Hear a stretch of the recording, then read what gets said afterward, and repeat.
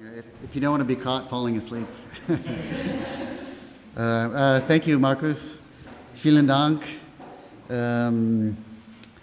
Kanayaka. It's too hot today. So we'll have to dispense with that ritual and come up with a new one afterwards. Since this is the last lecture, I'd like to thank all of you who have been coming to all of them. If I had in my possession Johannes Gutenberg medals, I would give them to all of you. It's been very helpful for me to hear your comments, and I hope that my comments that I've shared with you on your presentations have been helpful too. But I'd like to thank also Markus again for inviting me, and the conveners, Hauke and Micah, and who else is here? There's the mighty Moritz. Oh, Nila. Thank you guys for putting together such a stimulating conference. Tom, yes, I'm sorry. Yeah, this has been really terrific and a great pleasure and honor, like I said on the first day. This paper is not yet published, like all of them that I've read, of course, so I welcome your comments and feedback afterwards. It may be the most theoretically dense, which is good because I'm going to try to put you to sleep on this hot day. But it does have an empirical case study on the end that's based on my own ethnography.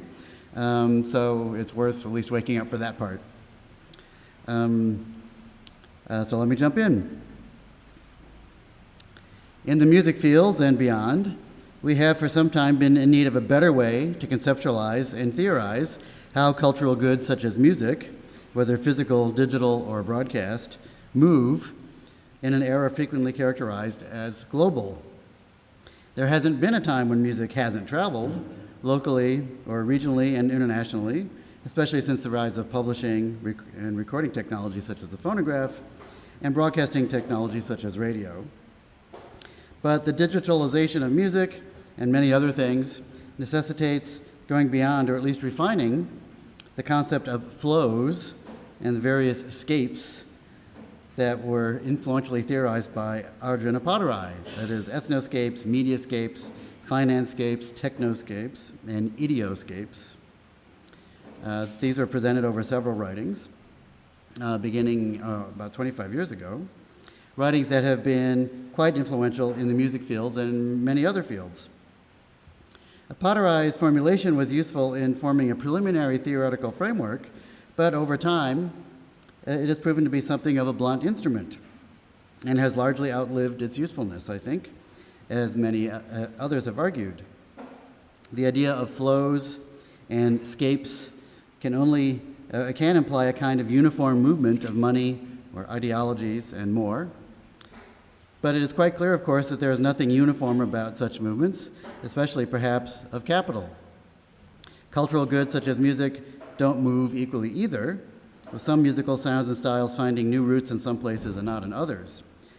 And there is the problem of binarizing the global and the local, or conceptualizing the glocal, as if it is a simple matter of things flowing globally and touching down locally. But as Anand Singh reminds us, the local is made and remade all over, all the time, and sometimes drawing on what is locally thought to be global, sometimes not. And there is the problem of agency. Where do we locate the agency of individuals or individual social actors in these flows? We are in need of theories that can help us interpret the growing number of ethnographies of globalization and circulation that are becoming increasingly common. In this presentation, I bring together my recent concern for conceptualizing value and music, and this focus on the circulation of musical goods. Drawing on a small but vital anthropological literature on value, I will characterize this circulation as exchange, one of the main foci of this presentation that I will explicate in what follows. The overall argument is this, that things circulate because they have value for somebody, whether producers, distributors, or consumers, and where there is circulation and value, there is exchange, not just of money, but time, work, action. And things circulate increasingly dispersed yet interconnected and mutually influencing public cultures. I will offer a discussion of radio as a case study that I hope helps think through these questions of value and circulation. So as usual, let's see. Well, that was the intro. At least one thing is consistent, if not the jacket.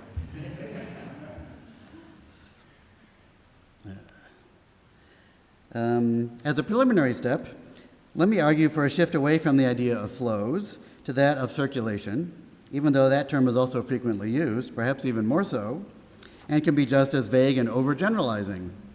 The first point here isn't that circulation is a better term, but that whatever word we use, whether flows or circulation or something else, needs to be sensitive to local details, more ethnographic than flows, the employment of flows has frequently been, showing us how locals engage with the particular aspects of globalization that comes their way.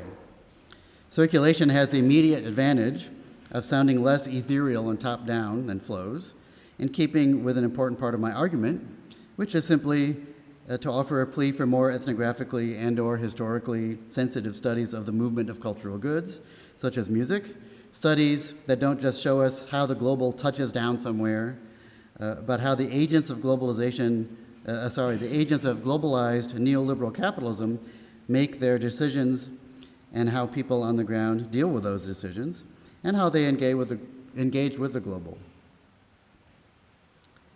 Circulation seems to be present in a good many studies these days, whether in supply chain capitalism and the movement of matsutake mushrooms and Anat Singh's work, David Graeber's work on value, which tackles questions of circulation in various ways, in my own work on the movement of popular music, and in many other places, including studies of digital culture that posit the informationalization of everything and its subsequent movement.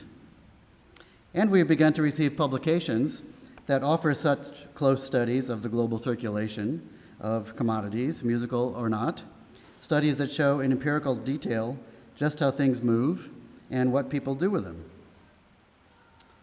These writings, such as anthropologist Purnima Mankekar's Unsettling India, Purnima is my colleague at UCLA, so her book Unsettling India from 2015 offers deeply ethnographic interpretations of today's globalization that provides subtle and nuanced treatments of what a globalized present and recent past look like. Mankekar's insightful book offers a rich and sophisticated treatment of the movement or the unsettled stasis of peoples, the circulation of commodities, media, and affect, and more in contemporary diasporic South Asian public cultures. It is one of the best recent interpretations I have found of the nature of the contemporary moment, with its representation of an impossible India, not a place on a map, but an India that, as Mankekar writes, is powerfully produced through its many mediations, even unsettled by them. What is perhaps most striking in Mankekar's book and in other recent studies is that the idea of global flows has been largely replaced by metaphors of circuits and circulation. Circulation is the going trope, or one of them anyway, conceptualization that many employ to attempt to understand how goods and commodities move and end up, for example, in Indian stores in the San Francisco Bay Area and elsewhere. That's where Purnima did her research. Or how media commodities move and how affects move. Again and again, Mankekar takes up themes of circulation, emphasizing that the social world is never static. Signs bump up against each other to produce affect, but they don't stop. They keep moving. The idea that money and commodities circulate everywhere is, of course, central to Marx's thinking, as is clear from many writings. Marx's comparison of barter to capitalist exchange is informative, a comparison that features a linen weaver who sells 20 yards of linen for £2, then spends the £2 for a Bible. Writes Marx, quote, "The weaver has undoubtedly exchanged his linen for a Bible, his own commodity for someone else's. But this phenomenon is only true for him. The Bible pusher, who prefers a warming drink to cold sheets, having purchased brandy with his proceeds, had no intention of exchanging linen for his Bible. The weaver did not know that what had been exchanged for his linen. B's commodity replaces that of A, but A and B do not mutually exchange their commodities. It may in fact happen that A and B buy from each other, but a particular relationship of this kind is by no means the necessary result of the general condition of the circulation of commodities. That's the end of the quote. Marx then makes a point about how the exchange of commodities takes on a life of its own, apart from the participating individuals. Here's another quote. There develops a whole network of social connections of natural origin, entirely beyond the control of the human agents. Only because the farmer has sold his wheat is the weaver able to sell his linen.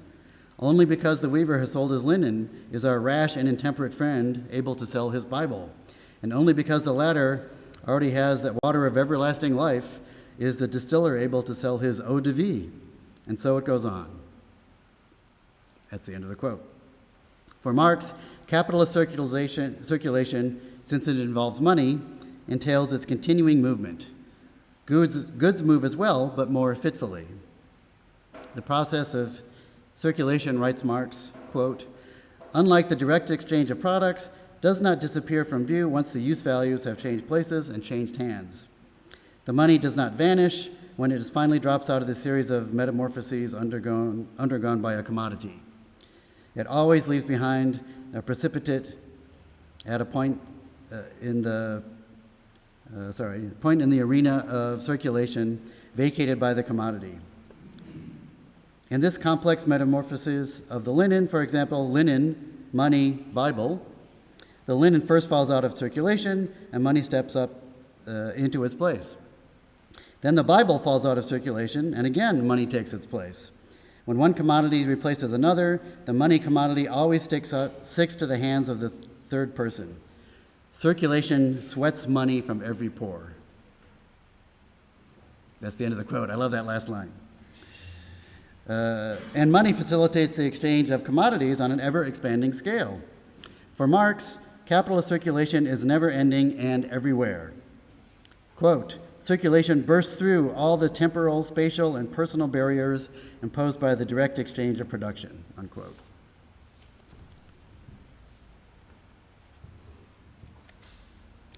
Useful as Marx is on questions of circulation, if we are to attempt to understand the circulation of cultural goods, we need to augment his contribution.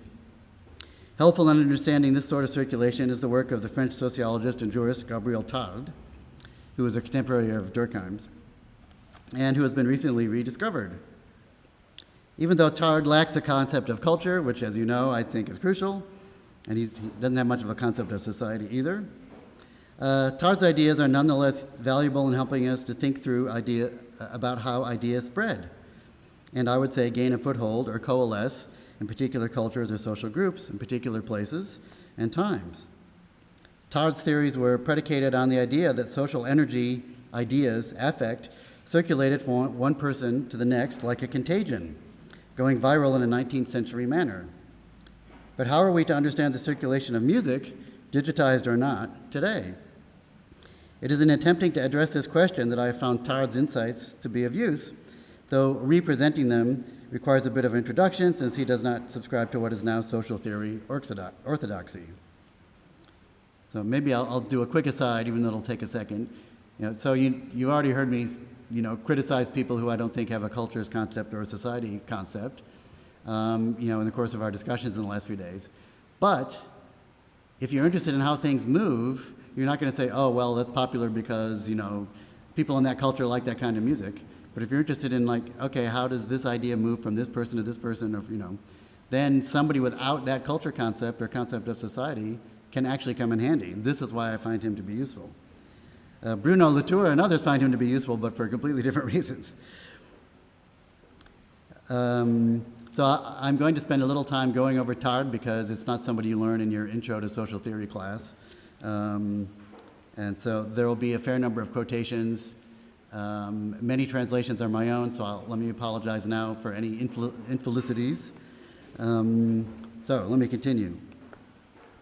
Drawing on economist Charles Gide, who is the uncle of André Gide, to outline what Tarde considers to be the four parts of political economy, he posits production, which he glosses as reproduction, circulation, distribution, and consumption. Circulation for Tard is only the imitative repetition of needs, labors, interests, and their reciprocal radiation by exchange. Radiation was a sort of favorite metaphor. Imitative repetition, or simply imitation, formed one of Tard's main theoretical foundations. Socially, he writes, everything is either invention or imitation, unquote. That is, everything is either new or not, and regardless, imitated or not.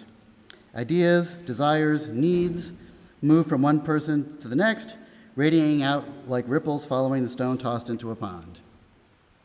Society itself consists of those imitating others or counter-imitating them, that is, doing the opposite of others. Tard believed that ideas or practices gained a footing in the world not for social or cultural reasons, but because of their transmission, person to person. Opinion and its dissemination mattered. Long before Jürgen Habermas and Benedict Anderson and others, Tard considered the importance of the newspaper in spreading and solidifying public opinion. Here's a quote. If the individual members of a society separate to the point of no longer seeing each other or remain so separate beyond a certain short period of time, they cease to be associates. However, not all communications from mind to mind, from soul to soul, are necessarily based on physical proximity. This condition is fulfilled less and less in our civilized societies when currents of opinion take shape. That's the end of the quote. These currents of opinion can occur through disparate people reading the newspaper, he says. Quote, the strange thing about it is that these men who are swept along in this way, who persuade each other, or rather, who transmit to one another suggestions from above, these men do not come into contact, do not meet or hear each other. They are all sitting in their own homes, scattered over a vast territory, reading the same newspaper. What is then the bond between them? This bond lies in their simultaneous conviction and passion, and it is their awareness of sharing at the same time an idea or a wish with a great number of other men. It suffices for a man to know that, even without seeing these others, to be influenced by them en masse, and not just by the journalist, who is the common inspiration to them, and who is the common inspiration to them all, and is himself all the more fascinating for being invisible and unknown, unquote. So most of these writings, they're very late 19th, early 20th century. Since Tard didn't subscribe to conventional conceptions of society or culture, it was thus necessary for him to develop an extensive theory of circulation, both in terms of word of mouth or what we would now call public culture. Conversation creates value. Circulation creates value in particular social groups, particular times and places, however ephemeral.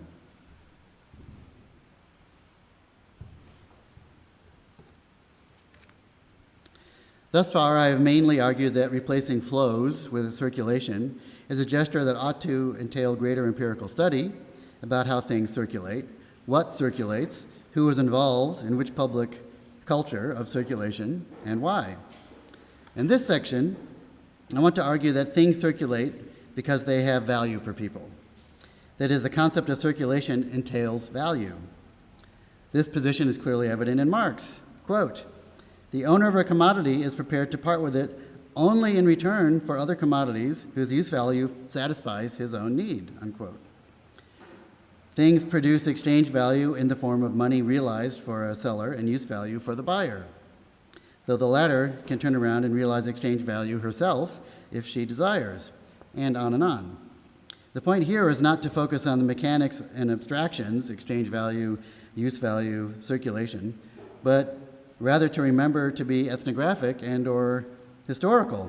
Why do the things in circulation have the value they do for particular social actors in particular times and places?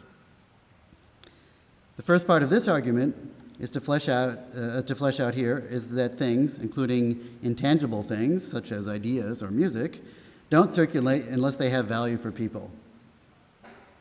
Now here's a Turkish name that I don't know how to pronounce. It looks like Koran Kaliskan. I should have asked you before, I'm sorry.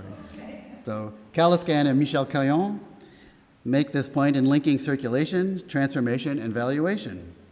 Nothing moves on its own, they write. Goods are produced because they possess value for those who produce them. Goods are distributed because they have value for the distributors.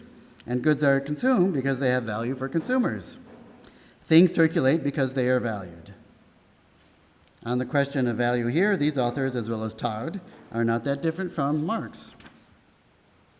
I understand value, as you already know, in a Graberian sense, that it is related to individual social actors' actions that can be considered to be labor in Marx's thinking, and actions that can be considered to be other sorts of labor or other sorts of action.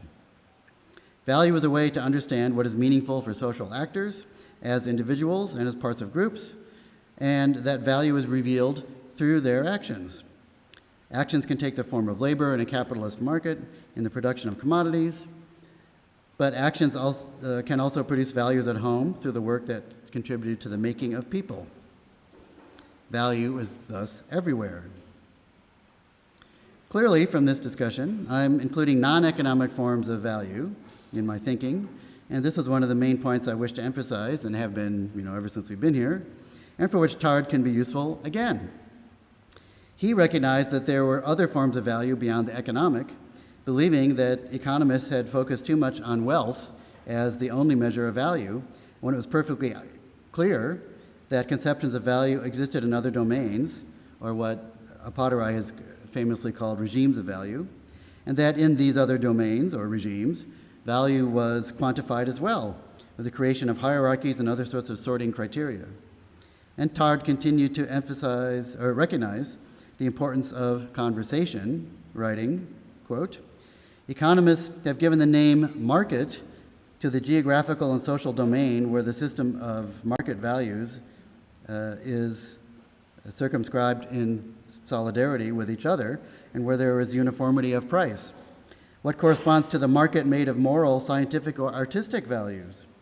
Wouldn't it be society in the narrow sense of the word? The world where conversation rolls on the same subjects, where one received instructions and continues education." That's the end of the quote. Tarde spends a good deal of time fleshing out this idea, even positing the need for what he calls a glory meter, right? A way of measuring glory, to measure the glory of people. For cultural goods, value outside the market can be a complex matter. Tarde believes, quote, "The value of a book is an ambiguous expression because each of its copies, to the extent that it is tangible, appropriable, exchangeable, and consumable, has a market value that expresses desirability, but in itself is essentially intelligible, inappropriable, unexchangeable, and inconsumable, which does not mean indestructible. It possesses a scientific value, which expresses its degree of credibility, without counting its literary value, which signifies its degree of expressive seduction." That's the end of the quote.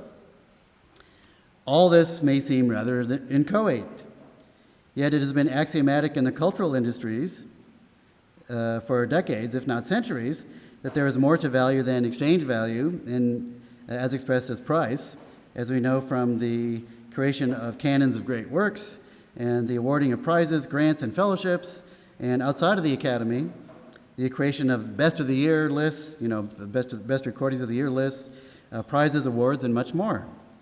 This sort of non-economic value of cultural goods just hasn't been theorized as much, though all of us are trying to do that here. The second point I want to explicate from Tarde is that value is not simply conveyed through circulation, conversation, communication, opinion, passed person to person, or more broadly through newspapers. Circulation creates value. Tarde writes, quote, "As it grows within an individual, the desire for a thing becomes a special need for that thing. As it spreads in an outside group, this desire becomes the value of that thing. through the knowledge that this thing is desired or capable of being desired by someone else, or through the judgment on the capacity of this thing to satisfy desire, there takes place a combination of belief and desire, which, quite as much as the communicability of the belief and the desire, is essential to the idea of value, unquote. I am arguing here that value can be created in the same way for cultural goods as well as they move through the circuits of conversation, opinion, and communication, whether face-to-face or mechanically or digitally in a public culture. Rather like Tard, Benjamin Lee and Edward Lipuma, two anthropologists, have also made room for other regimes of value in the forms of circulation evident today. Circulation, as they conceive of it, possesses its own forms of abstraction, evaluation, and constraint, depending on the specific sorts of interactions of what circulates, and by the communities around what circulates. It is these sorts of specificities that leads them to argue for their concept of what they call cultures of circulation. This is pretty influential in anthropology, which I would say is another way of conceptualizing regimes of value, or perhaps better put, regimes of value in public cultures. I also want to echo Anat Singh's extremely useful point that capitalism coexists with other modes of the production of value, sometimes translating them into its own regime, sometimes not. Translation is the term she uses to label the processes by which value is produced in varied non-capitalist modes of production and are converted into capitalist inventory through myriad processes of translation. In the case of cultural goods, musicians' abilities and skills are construed as talent, something that is a natural resource that needs to be converted into inventory in the form of recordings. Paying attention to every step in the capitalist supply chain, every act of translation, can help us understand how today's globalized capitalism works. To put it simply, while the concept of regimes of value is a useful way to understand consumption of goods and the values they can acquire, we need Singh's insights to understand that there are not just different regimes of value, but different regimes of the production of value.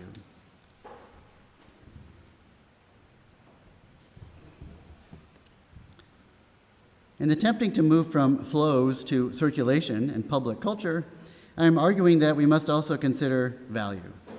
And if things thought to possess value are circulating or flowing, then we must consider exchange. As I will theorize it here, exchange continually constitutes and reinforces social groups, even those composed of individuals who might not know each other, as in newspaper readerships or capitalist markets or public cultures. Jane Fagins, the anthropologist I drew on the other day as well, she critiques theories of exchange, especially Moos and Levi-Strauss, for focusing too closely on acts of exchange and reciprocity, and not understanding the broader role played by exchange in social production and reproduction. Her conception of production includes not just the production of products, but their values, which are realized once the producer is integrated into wider society. And it is through circulation, Fagins writes, that social values are realized. According to Fagins, quote, exchange is the point at which the latent value created in production processes and embedded in the products is transformed into publicly recognized forms of value, unquote. I've argued elsewhere, drawing on Clifford Geertz, that the search for value is another way of understanding Geertz's insistence on the centrality of meaning to the lives of social actors. Fagins argues similarly that exchange is normally the context in which the search for meaning is consummated. For her, therefore, exchange is a crucial aspect of social production and reproduction. Indeed, according to some anthropologists, it is exchange that continually constitutes and reconstitutes society. Annette Wiener posits exchange in terms of what she theorizes as reproduction. Quote, any society must reproduce and regenerate certain elements of value in order for the society to continue, unquote. Wiener focuses her arguments on Melanesian systems in which reproduction and regeneration are crucial. For her, quote, Exchange interaction is reflective of the kinds of symbolic and material values a society accords its productive and regenerative flow. This flow must be fed, or the system or part of it begins to collapse. The modus operandi of this feeding is exchange. That's the end of the quote. The years-long circulation of objects reproduces, nurtures, and regenerates social relations. While Wiener is mainly concerned with Melanesia, I think her insights are useful to understanding complex societies, which is what, in part, I'm trying to do here. Fagans makes clear, as I am arguing, that to understand circulation and exchange, we must be attentive to cultural and historical specificities. She argues that exchange is a common and important medium of circulation, but if we seek the source of exchange values and the act of exchange, we will be missing something. Exchange values, as all values and other social phenomena, she writes, are produced in concrete activities, which are then, through circulation and exchange, integrated into a society's system of social production. A central concern here must be the question of exchange involving intangible things, such as ideas or music. Most theorists of exchange confine themselves to consideration of the exchange of physical goods.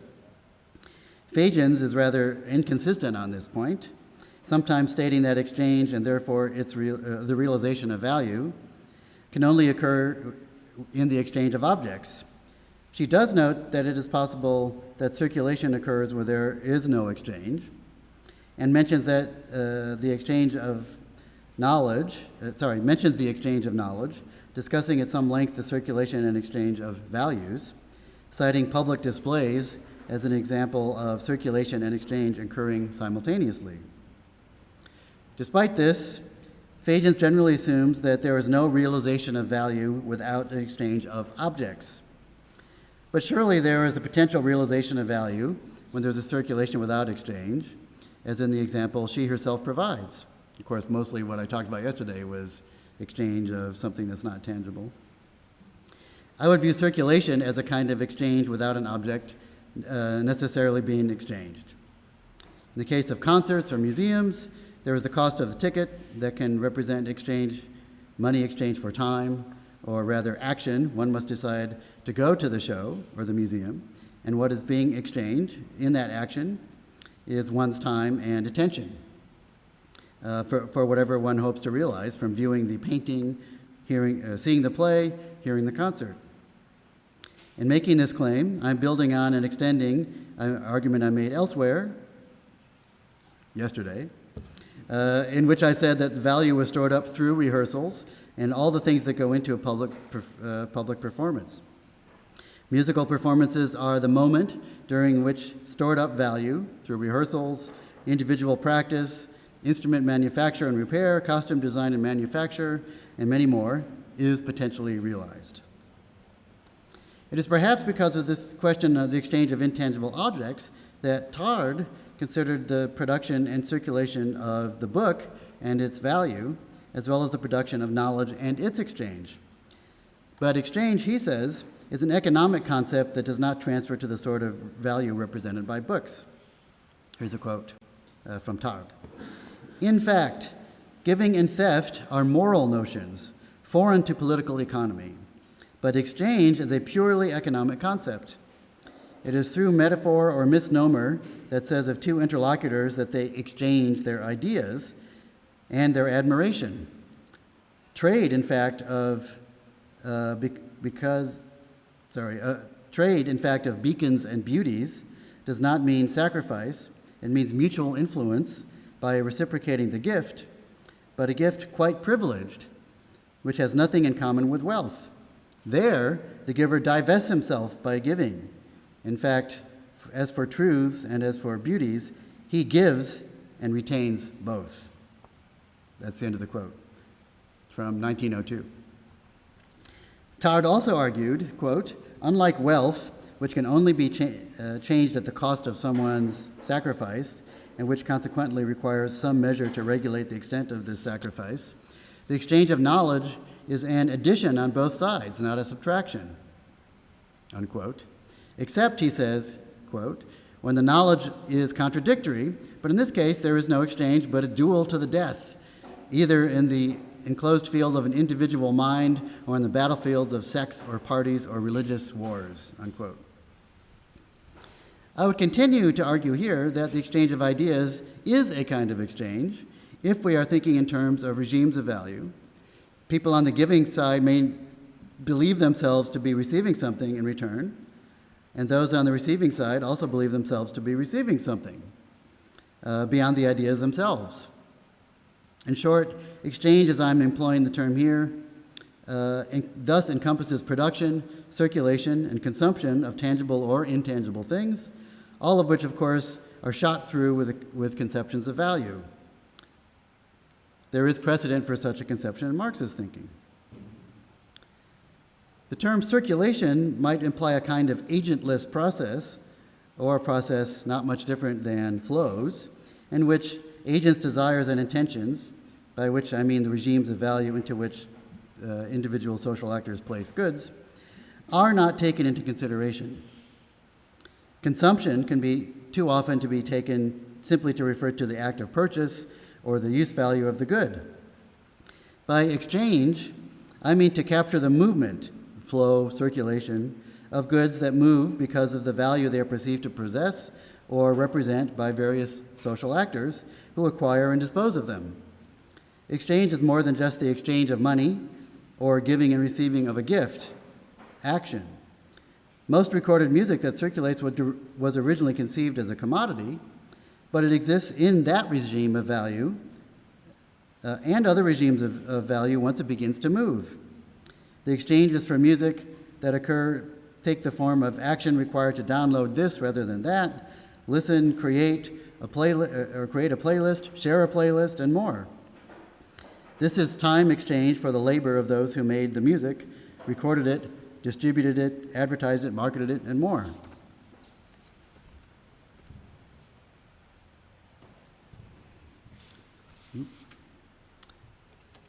So in some of these passages from Tarde that I've quoted, he seems to be gesturing toward what we would now call public culture, a world in which cosmopolitan cultural forms increasingly circulate, emanating from outside a country's or region's borders, but also available to diasporic subjects around the world. This is a term, of course, first forwarded by Arjun Appadurai and his late wife, Carol Breckenridge.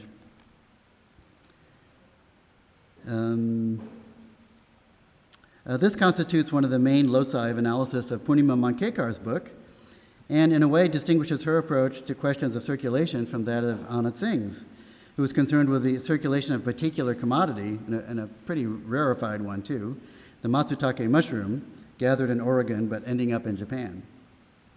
Appadurai and Breckenridge offered a plea to scholars to abandon traditional lenses of analysis, such as popular, folk, and traditional, in order to try to come to grips with the complex way that that cosmopolitan cultural goods could circulate.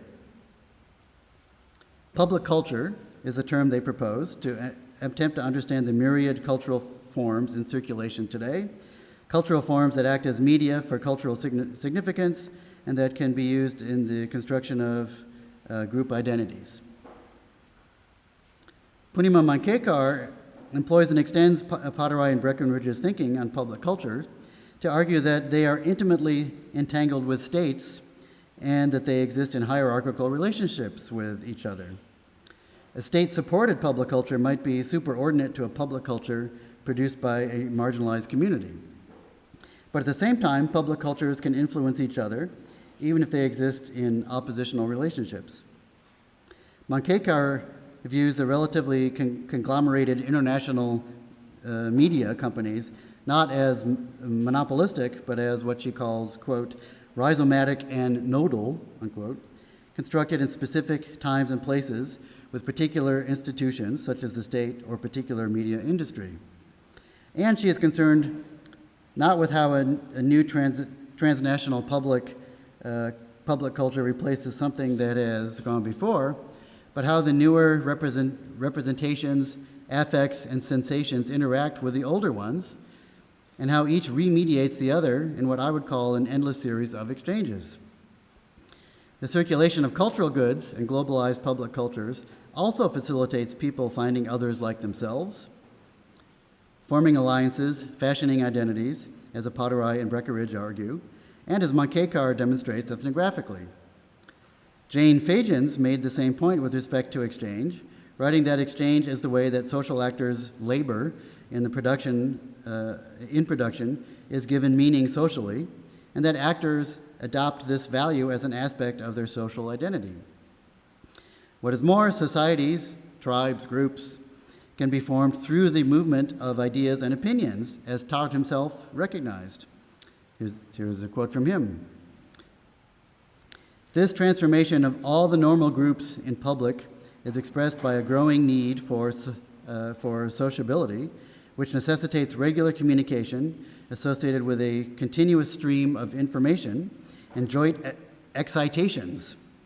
It is therefore inevitable, and it is important to seek the consequences it has or will have, in all probability, on the intended and transformed groups in forms of their duration, their solidity, their strength, their struggles, or their alliances, unquote. From 1901. Such an argument predates many later theorizations of subcultures, tribes, little cultures, as Grant McCracken called them, and more, which have become quite commonplace in theorizations of the present and recent past. While there are myriad public cultures, there is increasingly, as some have argued, a single global public culture. A cultural good or anything else can't circulate globally and quickly or go viral unless there is a large or even global or nearly so network or market or public culture for it to traverse. With respect to music, extremely widespread circulation can happen until there was what sociologist Mati Regev has called aesthetic cosmopolitanism. That is, a global market of the production of stylistically consistent and recognizable pop rock music. That's his example. I recommend his book. There are other examples too. We could talk about classical music or jazz, other kinds of music that are pretty much global or almost global. Virality isn't just a function of technologies of interconnectedness. There has to be a market first, a public culture, or else things will not travel. Technology helps create markets, but doesn't cause virality, which is a series of exchanges, as I've been theorizing the concept here. All right, so we made it to my case study. Yes. All this may seem rather abstract without a particular case, so let me move now to a consideration of radio, something near and dear to my heart. In today's world of individualized, digitalized everything on demand, radio may seem to be a quaint or humble technology, but it is still relevant to musicians. And with radio, we find a fascinating history of attempts to understand the very question of how its messages circulated. When radio first began to be popular in the US in the 1920s, there were many speculations about this question. Could radio communicate directly to individuals, whether or not they owned a receiver? Was it a form of telepathy? Such concerns gave rise to the term mental radio. Researchers at reputable universities, Columbia, Northwestern, devised studies to ascertain if individuals could send thought waves through the ether. This history is really interesting, I have to tell you. The questions about the possibility of individual reception or transmission occurring in a historical moment that witnessed the rapid urbanization during the 1920s. That's the decade both in Europe and in America that the majority population was urban, not rural, or becomes urban, not rural. A moment that witnessed rapid urbanization during the 1920s and other social factors contributed to a growing sense that the U.S., as a group of self-determining individual citizens, was becoming an undifferentiated mass. There was thus the tension in this era between hopes for a new technology that seemed both to have the power to reach listeners individually, while at the same time uniting them into a polity, a public culture, and fears of the loss of separate selfhood through the creation of an undifferentiated mass. The advent of the era of mass communication raised complex new questions about the circulation of cultural goods. On the one hand, there were discourses of democratization of access. Everyone would now be able to hear what was thought by urban elites to be the world's greatest music. But at the same time, there were fears that the unwashed masses wouldn't know what to make of this music. And there was the rise of what in music departments, at least in the US, is known as music appreciation. There were countless books about how to listen to classical music that were written. And classes taught over the radio, classes taught in universities, about how to listen to classical music properly, that is, in terms of form and style. Before radio, if one attended a live concert, audience behavior could be normalized and enforced, and the music can be properly apprehended, or at least if someone's mind wanders away from the music, this does not interfere with someone else's attention. Exchange and reproduction, in the sense I'm employing the terms here, are clearly taking place. People paid money for a ticket, are taking time to listen, and according to a vast body of aesthetic writings and ideological assumptions of the social groups that attend such concerts, are hearing music that is uplifting or ennobling or enlightening. They are also justifying their high position in the social hierarchy through such enactments of distinction, of course, as we know from Bourdieu. But if one is listening at home to the phonograph or the radio, how can it be known that the music is being properly listened to? How does exchange happen with mass-mediated cultural goods? Does it happen at all? Or is there a different form of exchange? Can one still be uplifted, ennobled, enlightened, social position maintained? Can one's social distinction be maintained and justified or normalized? It is in this context that the intellectuals such as Walter Benjamin worried about the loss of the aura of the artwork. And there are issues of value here too, of course. Radio, as Susan J. Douglas observes, was probably the most important electronic invention of the 20th century. I agree with her. By the time television came along in wide usage after World War II in America, most Americans were already accustomed to mass media. Theories of telepathy had largely dissipated. Nonetheless, the status of radio diminished over time, becoming seen as secondary to television for decades. It remains, however, an important means for the dissemination of music, even after the advent and subsequent waning of MTV in the early 1980s, and the rise of licensing popular music for use in film, television, and advertisements in the 1990s and after. In fact, radio today is still the way that most people hear most new music, whether mainstream or independent, at least in the United States. Radio, a mass communications technology nearly 100 years old, in widespread, or 100 years in widespread usage, still matters. Extremely specific statistics are kept about radio airplay, with radio charts noting the exact number of spins, like turntable or CD spins, I guess, a particular song receives every week. There's a website called americascharts.com. You can go to it, and you'll see a splash page, which I won't show you. It lists all sorts of genres and stuff. You click on a genre, then you see a page like this. This is the most current statistics for the top 40. And you can see in the right-hand column the number of spins. It's really pretty interesting to look at. So it's just America's Music Charts.com.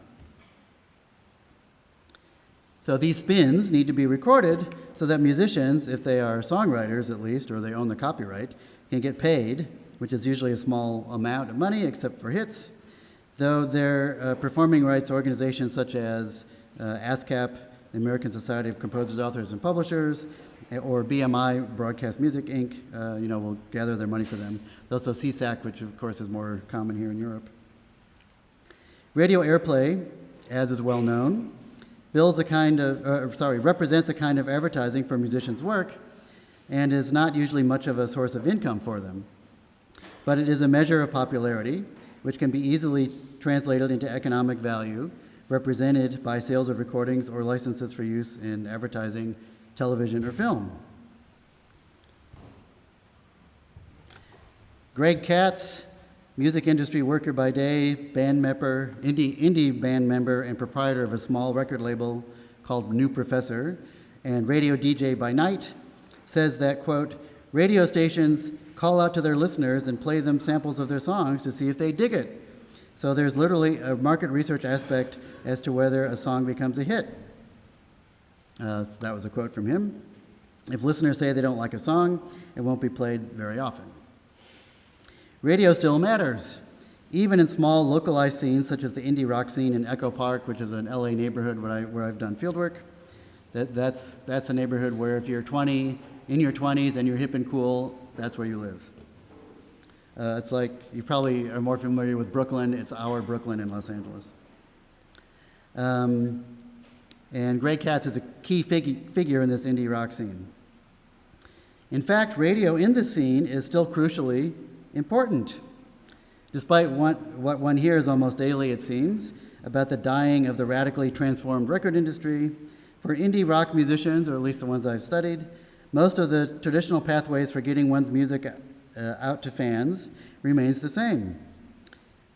Katz told me that as a label owner, he would like to do everything he can to help raise awareness of his label's bands, securing physical distribution in stores, urging his bands to tour more, ideally in a city where their records can be purchased in an independent record store, urging them to try to get more press.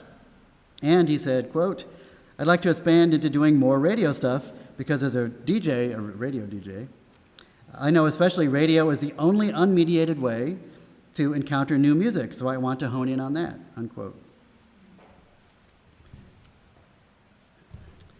And Larry Little, the manager of indie bands in Los Angeles, told me how young bands espousing the indie, do-it-yourself, DIY aesthetic, need to understand that they still must rely on the traditional means of disseminating their music, including radio. That's the thing, trying to get everybody to realize that if you want to be like, fuck them in, DIY, you can. There are examples. But a lot of those examples are smoke and mirrors. There's a very strategic thinking behind it.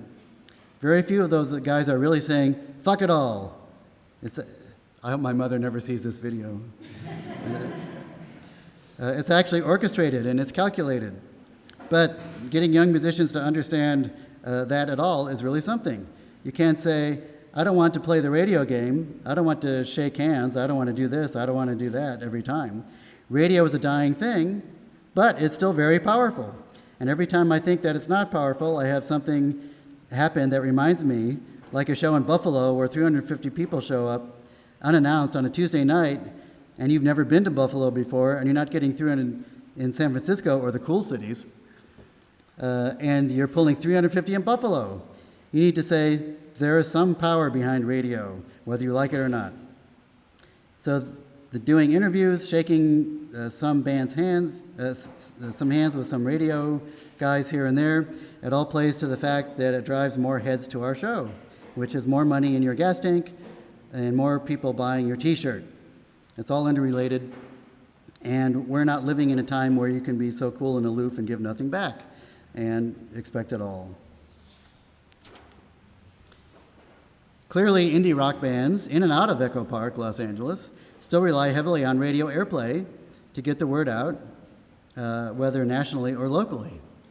Nima Kazaruni of the band So Many Wizards spoke of a colleague who, quote, told all of her KXLU DJs about the show. That's a local indie rock station. And every single one played us. I heard it 4 times in a row. So I have a picture of Nima. Oops, no, I don't have a picture. Sorry.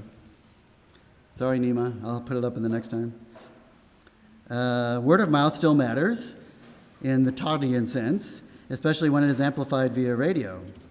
Value is created in this scene, and not only in this scene, by being on the radio, which not only might help sales of recordings and attendance at shows, but also adds up to a band's band recognition in the scene. All this is well known, of course. Perhaps less well known is that radio can be purchased. Radio time can be purchased. Musician Michael Fiore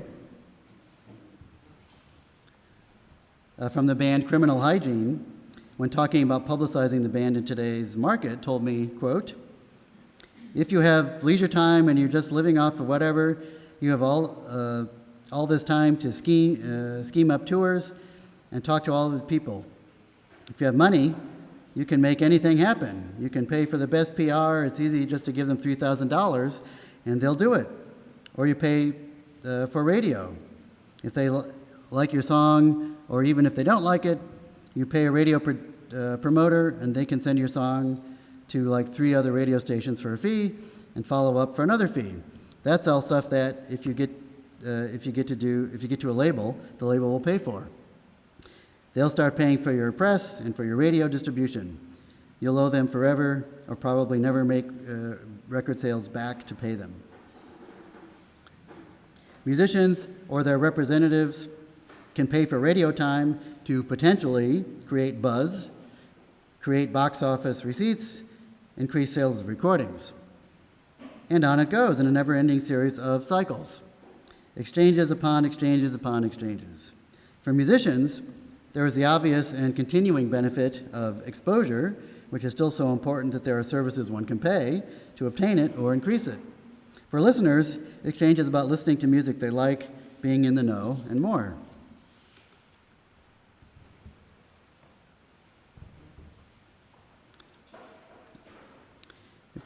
If we are to think of radio as a part of the myriad exchanges that occur in public culture, then it is useful to revisit the famous argument by the Canadian economist Dallas Smythe about the audience as the commodity in broadcasting. Very famous article from 1977. Smythe's position is predicated on Marx's theory of commodity exchange, and indeed Smythe considered exchange at some length in his article, arguing that communication as a form of exchange is the same as the exchange of money.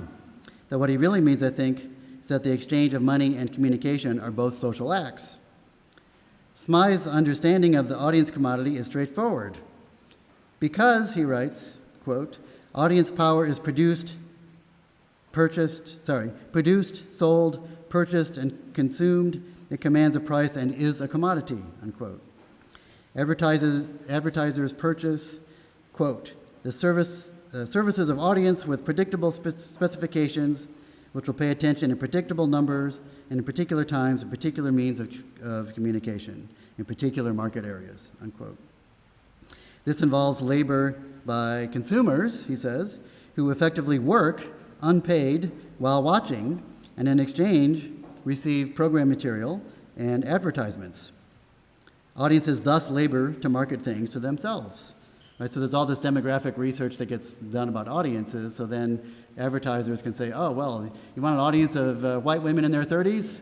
You know, we can sell you that audience. So this is what he's talking about. So it's the audience is this commodity, except they're a commodity, you know, without their knowledge and without getting compensated, at least with money. Smythe's argument is that Marx is thinking about the nature of production, that production produces consumption, can be used to help to understand the processes of the advertising and branding of commodities under our more recent capitalism. For him, the relationship of the listener or viewer to broadcasters and advertisers wasn't simply one of received or proffered ideologies, creating false consciousness, or narcotizing messages, but a relationship of producing surplus value for capitalists in what I am characterizing as forms of exchange. Before proceeding down this Smithian path, let me acknowledge that there have been plenty of critiques of his arguments. I don't know that he's taken that seriously anymore, but I'm not in communication studies. The issue some critics have raised, for example, concerns Marx's labor theory of value. Is the consumption of broadcasts actually labor if audience members aren't being paid? I don't think there's a need to try to force the audience as commodity argument into a rigid, technical Marxoid straitjacket. I'm more in agreement with Anat Singh's various arguments that capitalism has always relied, as it continues to do, on non-capitalist forms of the production of value. Value can be produced in regimes that aren't capitalist or even economic. Against the critics of Smythe who find his arguments to be simplistic or reductionistic, I would say that understanding his main point to be that broadcasting and reception and advertising during broadcasts are forms of exchange of value or values, some of which are capitalist exchanges and some of which, especially to alternative media such as college radio, are less commodity exchanges than other sorts. Prestige, for example. That is, even in cases of mainstream mass media broadcasting, when one's case is strongest that the audience could be considered to be a commodity, we still need to pay attention to other forms of value production that might be taking place, and thus how these exchanges work. Right? Just because viewers aren't getting paid doesn't mean that they don't feel themselves to be getting something of value from what they're watching. Non-economic regimes of value can coexist along economic regimes, and non-capitalist forms of value can be translated to capitalist forms. Christian Fuchs, actually I don't know if he's German, so Christian Fuchs, in his updating of Smythe's work for the digital era, relies on Sut Jolly's writings to argue that the amassing of audience demographics is a form of relative surplus value.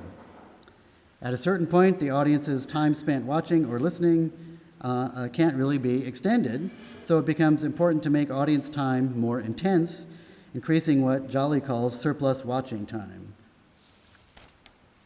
which is accomplished through ever more accurate demographic and what is known as psychographic data.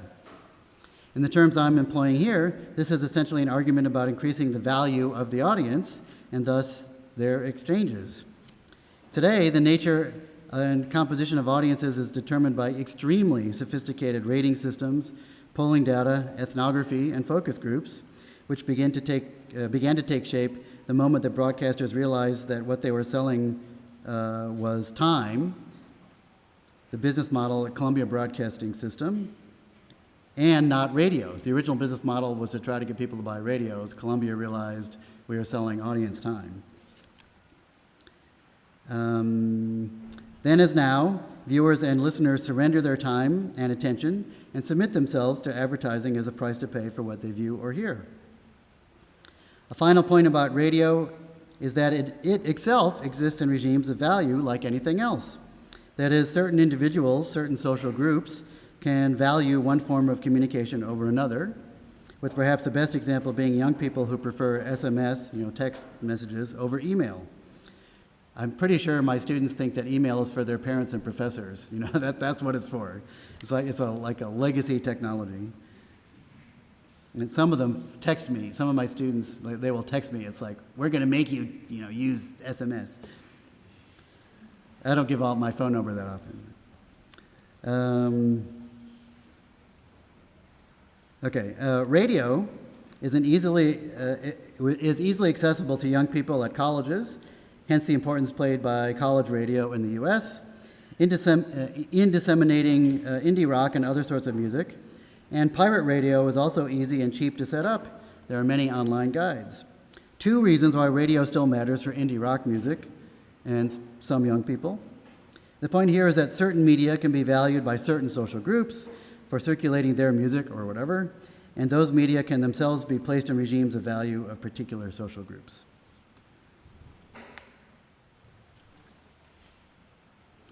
I suppose some, even much of what I've been talking about, has a whiff of the preliminary about it, which is unavoidable, as this is indeed my first attempt to theorize circulation and exchange beyond flows. For the time being, let me simply acknowledge that theorizing exchange can certainly be taken further. One direction for further research concerns today's capitalism. Lee and LaPuma, those 2 anthropologists I cited earlier, argue that in order to understand circulation today, we need to be thinking about global or globalized neoliberal capitalism. They describe it as circulation-based, accompanied by social forms and technologies, and that this is actually a new stage in capitalism's history. The old national capitalisms from the 17th century through the end of the 20th century are being simultaneously torn down, they say, and reassembled on a global scale, obliterating local and historical capitalisms in favor of a unified cosmopolitan culture of unimpeded consumption, they write. They believe that capitalism's quest for totality has gone global, and that there's now a set of processes of the domination or encompassment, is the term they use, of other forms that succeeds colonialism and other earlier forms of domination, something that they see as completely new. I disagree with their totalizing picture of today's capitalism, as you probably figured out, and their claim about how it is dismantling earlier capitalisms. And I'm in greater sympathy with somebody like Anat Singh, who acknowledges capitalism's range, while at the same time emphasizes its ability to form symbiotic relationships with other forms of the production of value. But I argue that global cultures are increasingly cosmopolitanized. I will need to take up elsewhere the question of a single global market of production and consumption of music, especially pop rock, like Moti Regev has talked about, like I already mentioned, but also, as I mentioned in an aside, classical music and jazz, but that's another project. Finally, as I've asserted several times throughout this paper, empirical research is crucial to understanding just how things move, circulate, and are exchanged, whether matsutake mushrooms in supply chain capitalism or music on the radio and public cultures. And let me simply acknowledge at last that terms such as circulation, value, and exchange can appear to be vague and amorphous. They can be. That is why they demand ethnography and or historicization. And that is also why theory is just as necessary. Thank you.